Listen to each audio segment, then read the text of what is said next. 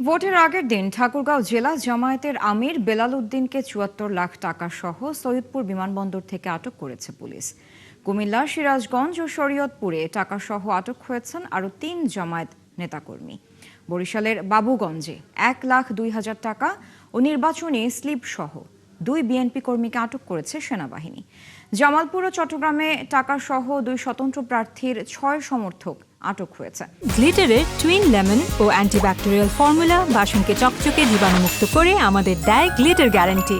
এছাড়া লক্ষ্মীপুর ৩ আসনে বিএনপি প্রার্থী নির্বাচনী কাজে ব্যবহার করা গাড়ি থেকে ৩ কর্মী সহ ১৫ লাখ টাকা জব্দের পর যাচাই বাছাই শেষে তাদের ছেড়ে দিয়েছে সেনাবাহিনী।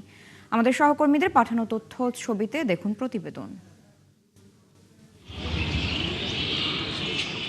ঢাকা থেকে একটি বেসরকারি বিমানে করে বেলা ১১টা ৪৫ মিনিটে সৈয়দপুর বিমানবন্দরে আসেন ঠাকুরগাঁও জেলা জামায়াত আমির বেলাল উদ্দিন। এরপর তার ২টি ব্যাগ তল্লাশি করে অর্ধ কোটিরও বেশি টাকা জব্দ করা হয়।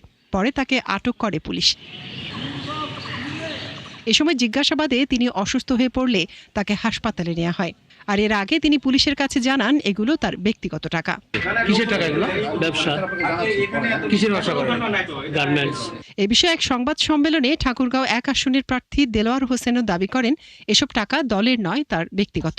ঢাকা এয়ারপোর্ট তো অনেক রেস্ট্রিক্টেড এরিয়া, তাই না?